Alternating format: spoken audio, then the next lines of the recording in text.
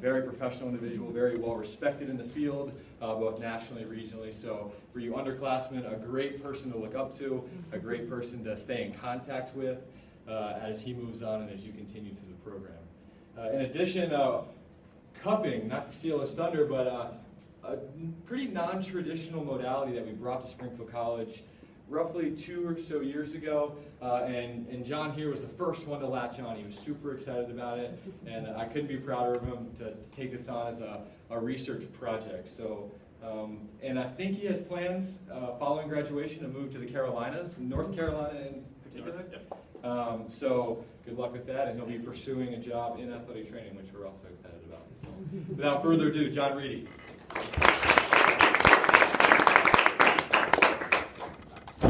So we're going to have the lights down just so it's easier for you guys to see. And we're going to have some breakout sessions, which we'll turn the lights on so you guys aren't blind.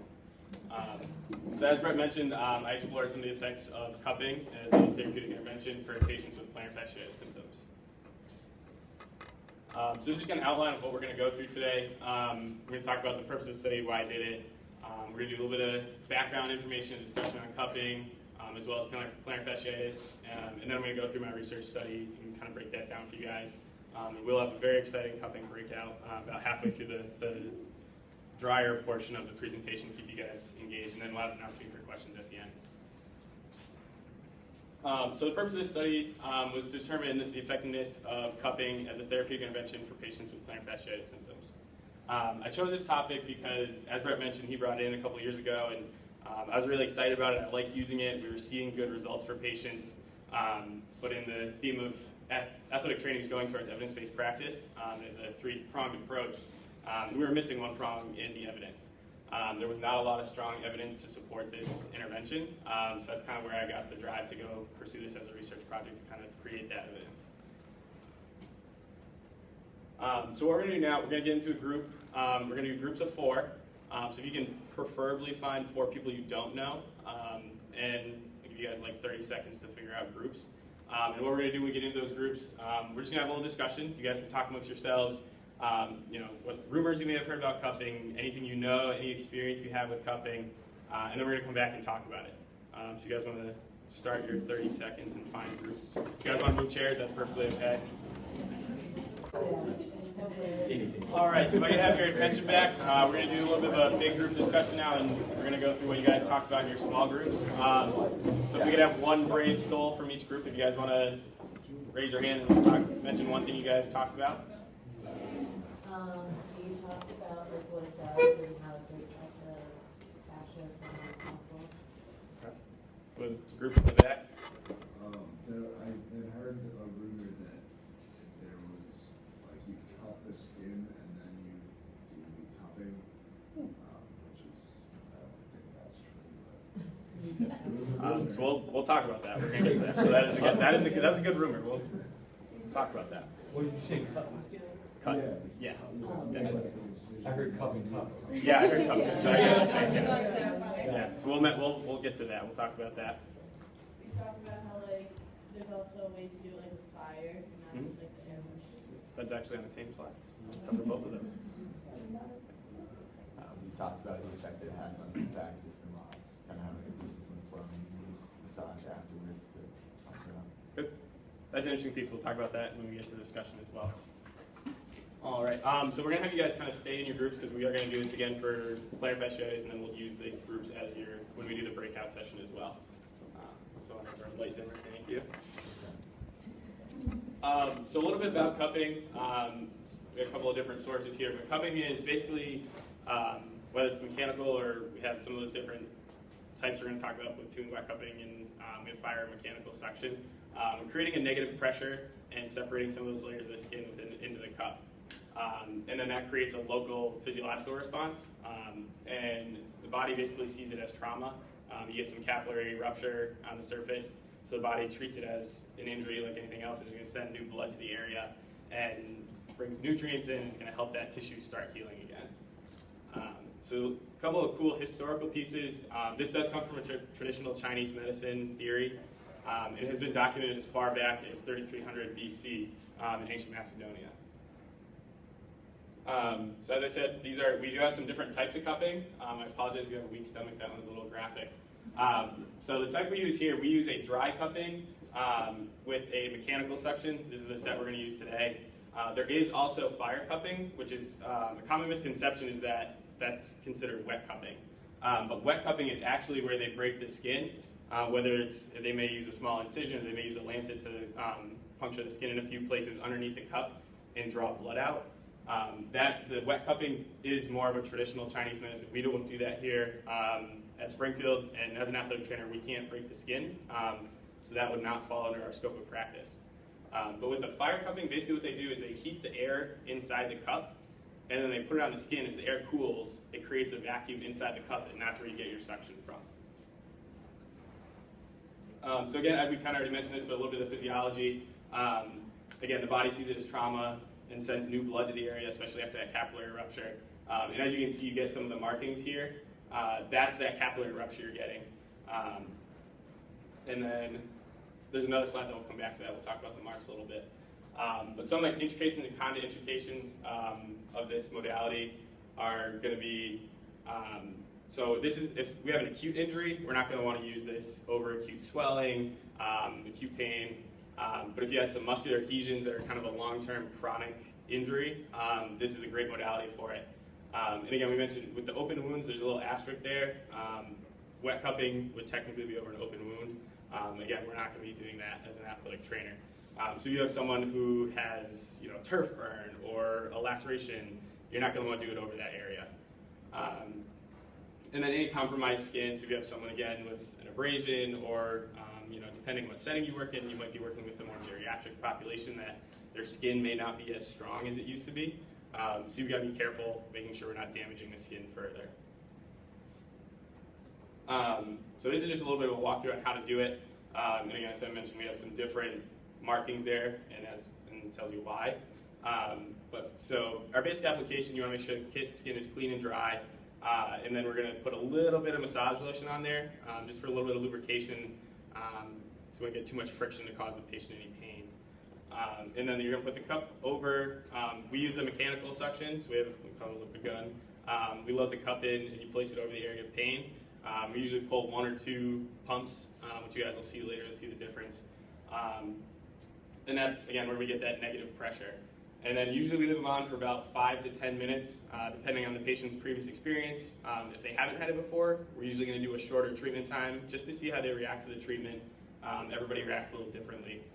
So down here, you can see there's different colors on the markings. So the more color you get, or the darker it gets, usually indicates more severe stagnation in between those layers of the skin. And everybody responds a little differently. Some people will have marks for 2 weeks. Some people's go away in 2 days. So depending on, if you bruise easily, people usually last a little longer. So that's why we, again, when we first start treating them, we'll do a greater interval just to see how they respond to the treatment and make sure everything's working well for them. So we're going to move on to plantar fasciitis now. So again, we're going to get back into those discussion groups. Again, any rumors, facts, any experience you have with it, just to get the conversation, get you guys in that frame of mind. So we'll give you about 2 minutes again.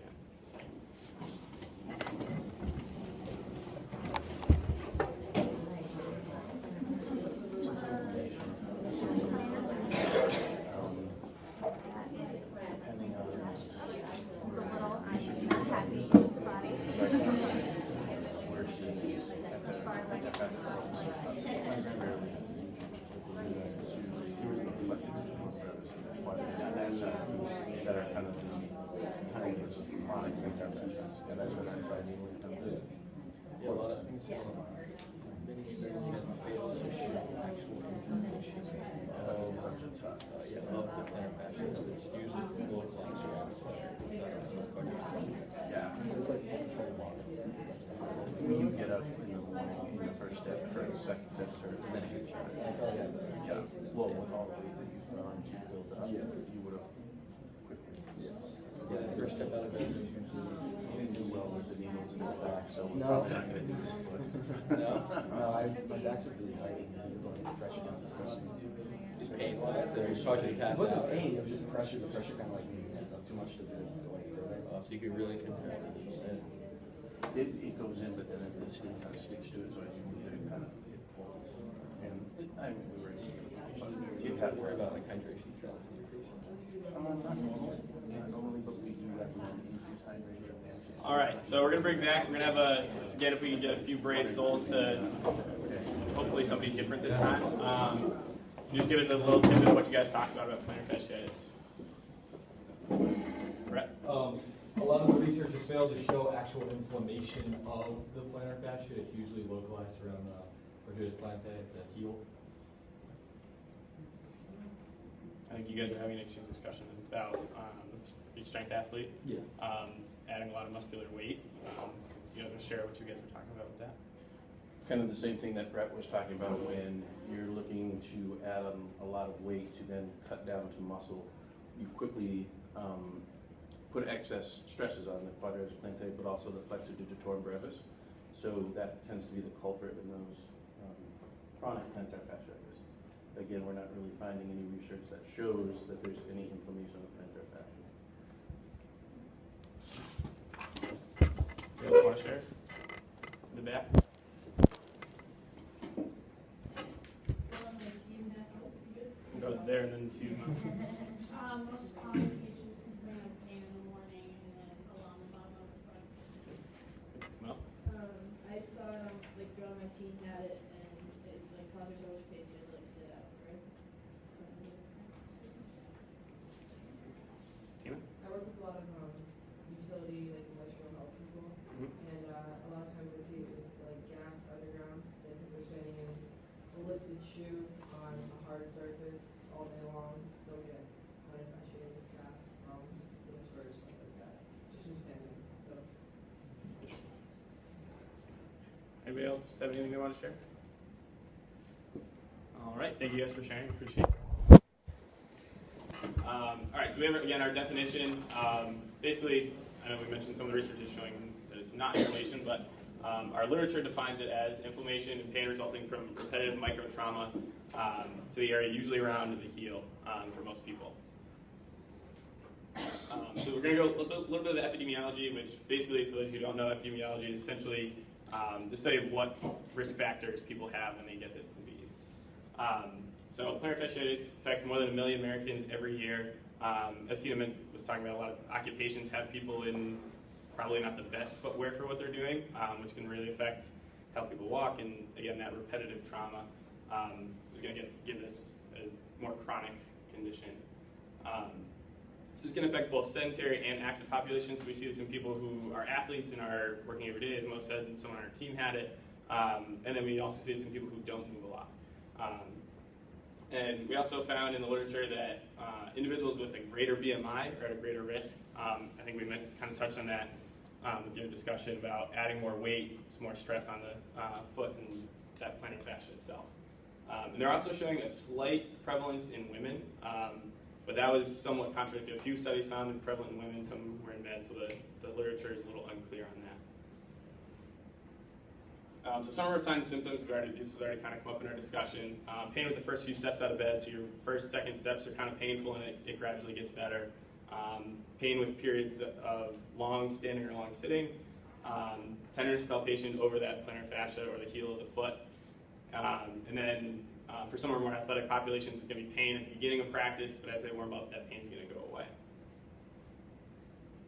So this is some of our traditional treatments. We have our ice, rest, stretching. A common one you'll see is a frozen water bottle. So you'll see someone rolling around with a frozen water bottle on their foot. Here we use ice cupping a lot for things, not the same kind of cupping we're going to be talking about. We freeze water in a cup and you basically do a massage with it. And then another, for our more general population, common treatment is a corticosteroid injection to help with the pain. And there is little evidence to support that one of these is the best treatment. And that's kind of where, again, I saw this as an opportunity to say